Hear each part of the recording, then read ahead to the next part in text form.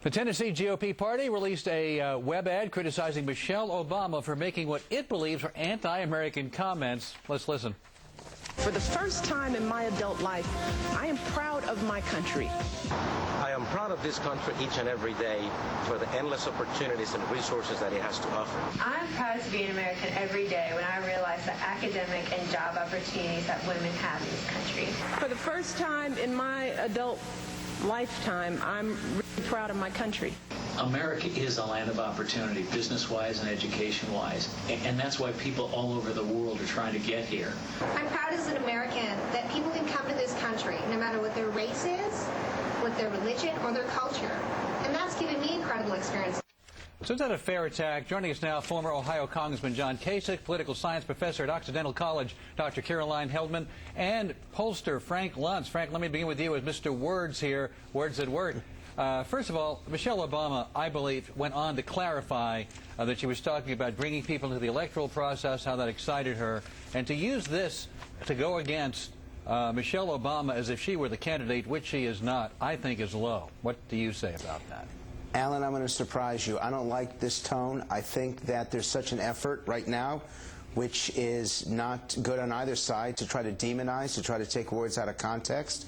I've heard people try to claim that Barack Obama is anti-American as well as his wife. I don't buy it. People who know them deny it. Yeah. And they themselves, I think this is what's wrong with politics right now, and that this is going to turn people off. Frank, let me point out, when Sean Hannity interviewed John McCain, and John McCain talked about being held captive for 5 years and said, I really didn't love America until I was deprived of her company. And nobody blamed John McCain for saying that, but if you took that out of context, it would sound different than it does in the context of that interview where he talked about being in the Hanoi Hilton. Well, hold on. You see, now you've gone too far. To compare John McCain, who is describing what he went through for 5 years, and you can understand his comment with hers, that's night and day. Nobody is sacrificed like John McCain. No, I'm talking about taking something out of context and how what happens if you do that, it can make anybody, even the hero, John McCain, look like something they didn't say. That's my point. Yeah, but Alan, again, that's different to try to suggest that your analogy doesn't work. Let's just agree that these candidates love their country, that they want to bring significant changes to the country, and that we should have a campaign that's on the up and up, rather than trying to smear people. John Kasich, what does it say that the so-called Family Values Party is attacking a candidate's family? Alan, here's what I don't think, you know, making a wife and running ads is really all that good. But you see, this is a big values issue. Here's the problem. Barack Obama has been unable to win the blue-collar working people in the country. He failed in Texas, he failed in Ohio, he failed in Pennsylvania, and he lost by 41 points in West Virginia.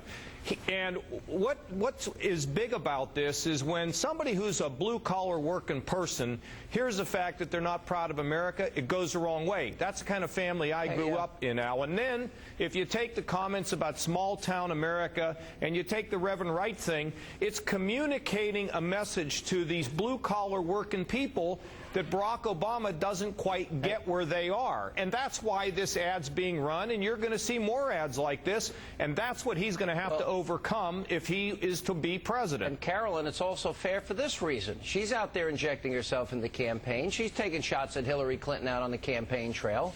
But it is more than just the comments that we played here. She said in another interview, America, this country is a downright mean country in 2008. She wants to be the First Lady of the United States. She's going to represent this country. I think that deserves scrutiny, don't you? Well, you know, when voters in West Virginia came out and said they wouldn't vote for Barack Obama, many of them because of his race and because of his... I'm not asking you that question. I asked you if she says America in 2008 is a downright mean country and she's never been proud of it in her adult lifetime and she wants to be First Lady?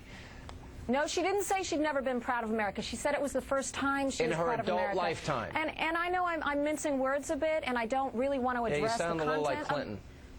I sound a little like Clinton. Yeah, well, he maybe, parses you know, words. maybe it's the okay. I'll take that low blow, Sean. But you know, I think that's mean. I think it's mean when people don't I think it's mean when people don't vote for a candidate based upon their skin color, and I think the fact that a Republican state party is coming out and attacking a candidate's wife in the primary election really speaks to, do you think it's a little over the top to say that America, the most generous country on earth, the country that beat back fascism, Nazism, Imperial Japan, communism, totalitarianism, is paying a very heavy price for terrorism, that she can find nothing to make her proud in her adult lifetime, and America, in her view, is a mean country? You don't find that over the top a little bit?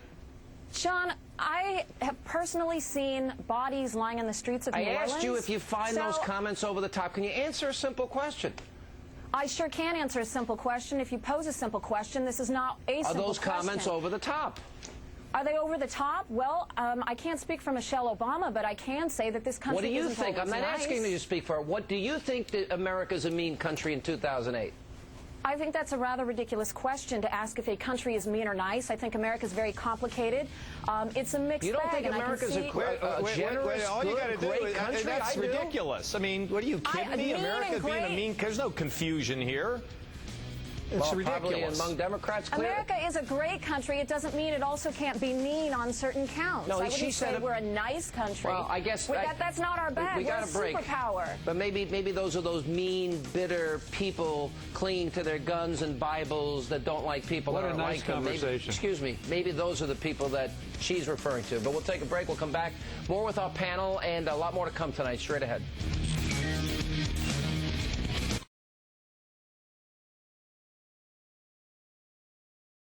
I think there's a certain meanness to attacking somebody's family and going after the wife of a candidate. That, in fact, makes Michelle Obama's point. Look, we got to take a quick.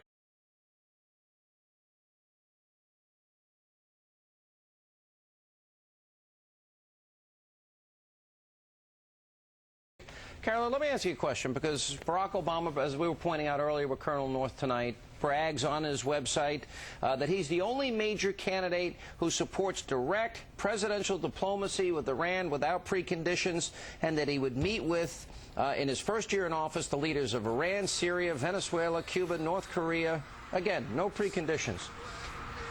Maybe you can hang on. Here's my question. You could shed some light on this. So here's Barack Obama, and here's Ahmadinejad, the Holocaust denier. Here's the guy that said he's going to wipe Israel off the map. The comment that Senator McCain referred to about Israel and the corpse. What do you say to Ahmadinejad when you go into that meeting without preconditions? What should he say? Well, I think it's important to keep in mind that Ahmadinejad is not necessarily representative of his government or his people, and lots of folks, including Stephen Kinzer, have done a lot of research Caroline, on you're frustrating our audience. Can you just, what would he say if he's sitting across the table from Ahmadinejad? What does he say to him? What does he say? He flexes our superpower muscle, which should have been done. And how does he do that? Explain the words. What do you say? Please, Mr. Holocaust denier, let me prove to you the Holocaust really occurred. Is that what you say? It's not really about his beliefs. It's about what his country will do to us. It's about putting a stop to the threat of his country. And obviously, it hasn't worked in Iraq. Fighting the global war on terror, Iraq has been utterly abysmal. So Americans want something else, and one of those tools is diplomacy. And I Americans think that do not want to talk to Americans do not want to talk to a guy who says that he's going to blow up Israel. I mean, the guy's a nutcase, and the people inside that country, these mullahs, they're just extremists as well. They're funding Hezbollah, who go out and kill anybody, and the stuff they're doing in Iraq. Come on, you just don't go around the world and talk to people. That's naive. That's not the only thing he will do, but it's a part of what he should do.